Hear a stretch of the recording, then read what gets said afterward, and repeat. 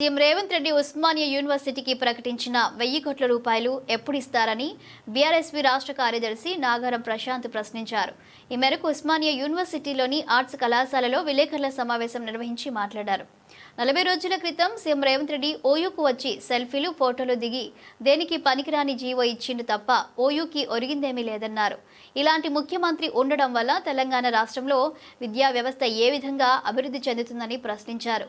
తెలంగాణ రాష్ట్రంలో విద్యా వ్యవస్థ సరిగ్గా లేకపోవడం వల్ల రోజుకో విద్యార్థి ఆత్మహత్య చేసుకునే పరిస్థితి నెలకొందని అన్నారు. నమస్తే.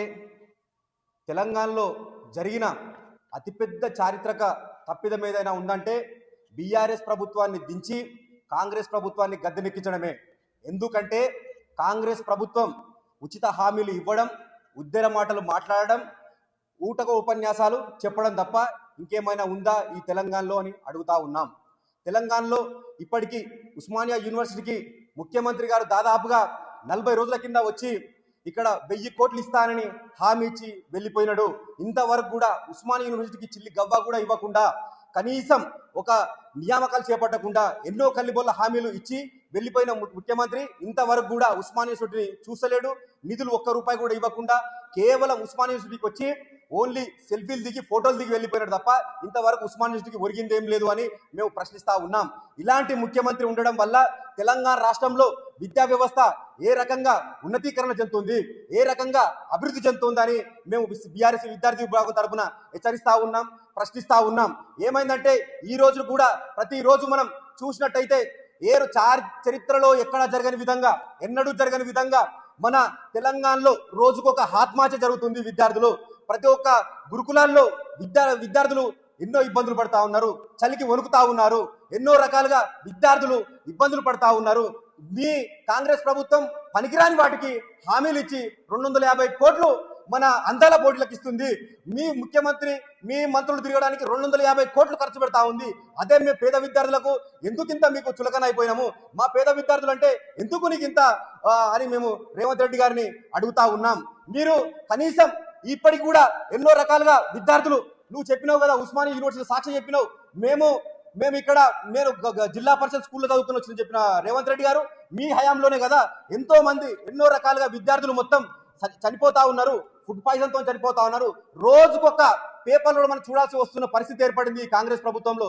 రోజుకొక పరిస్థితి, రోజుకు అన్నాలు సరిగా లేకుండా ఒక విద్యార్థులకు మొత్తం పూర్తి స్థాయిలో ఏం లేకుండా మనం చూస్తూ ఉంటే ప్రతి ఒక్క రోజు పేపర్లో గురుకుల విద్యార్థుల ఆత్మహత్యలు చూస్తూ ఉన్నాం.